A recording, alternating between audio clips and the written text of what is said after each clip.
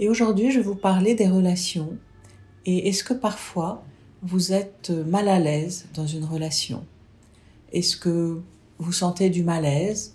Bon, parfois de la colère, de l'énervement, bien sûr, mais parfois même juste du malaise.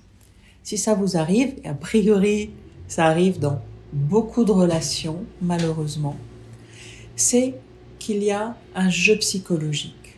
Vous connaissez peut-être, ou vous avez peut-être entendu parler du triangle dramatique de Karpman, où il y a la victime, le sauveur, le persécuteur. Et c'est la base du jeu psychologique. Le principe, c'est qu'il y a 3 positions. Il y a la position de victime. Donc la victime en général, alors victime au sens de l'analyse transactionnelle, c'est une personne qui se plaint, mais qui ne fait pas de demande.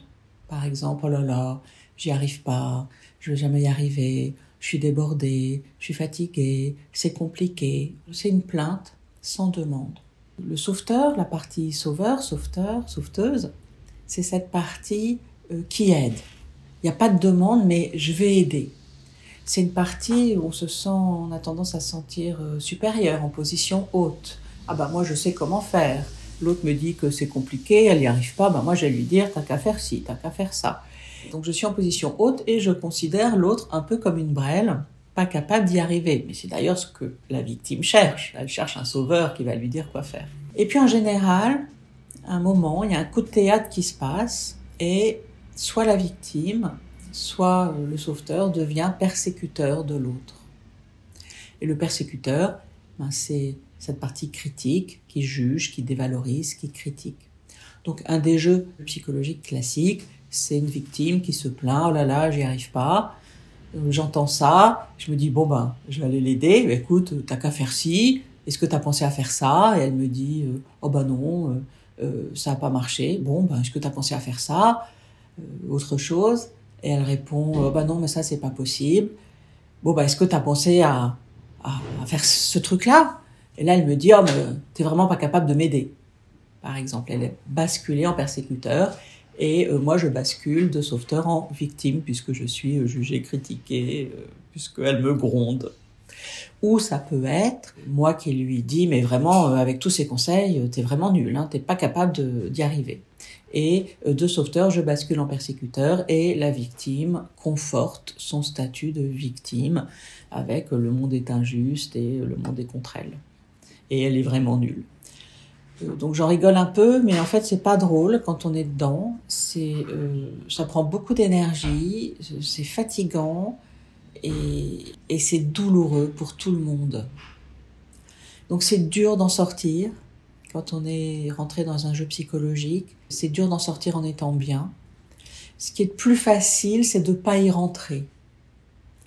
Donc dès qu'il commence à y avoir un malaise dans une relation, réfléchissez à jeu psychologique, qu'est-ce qui est en train de se passer pour pouvoir remonter dans l'adulte. Donc si c'est vous qui êtes en train de vous plaindre, oh là là, j'y arrive pas, vous pouvez dire ok, de quoi j'ai besoin? De quoi avez-vous besoin? Et de pouvoir l'exprimer. Ben oui, j'ai besoin de temps pour réfléchir et je reviens dans 5 minutes par exemple. Ou j'ai besoin de temps et de moyens pour bien travailler, je vous fais cette demande d'avoir une ressource supplémentaire et 3 semaines de plus, par exemple. Quand vous avez envie de rentrer en sauveteur pour aider l'autre, alors que l'autre vous a rien demandé, fermez-la, ou bien demandez-lui et comment vas-tu faire ou comment allez-vous faire pour l'aider à rebrancher son adulte et qu'elle sorte de la victime pour retrouver son adulte. Et puis quand vous avez envie de rentrer en persécuteur, de critiquer l'autre, fermez-la aussi, hein, parce que ça n'avance à rien. Et demandez-vous plutôt, voilà, qu'est-ce que vous n'avez pas cadré, qu'est-ce que vous n'avez pas dit, quelles limites vous n'avez pas posées, où est-ce que vous n'avez pas été clair, et pouvoir lui dire, ah excuse-moi, j'ai pas été clair en fait, j'attends ça de toi. Bon, ça paraît simple, ça peut être compliqué aussi. Et un truc pour savoir qu'on est en train de rentrer dans un jeu psychologique, c'est quand il y a oui mais. Soit vous dites oui mais, soit vous entendez oui mais, et au bout du 2e oui mais, on est déjà en train de rentrer dans un jeu psychologique.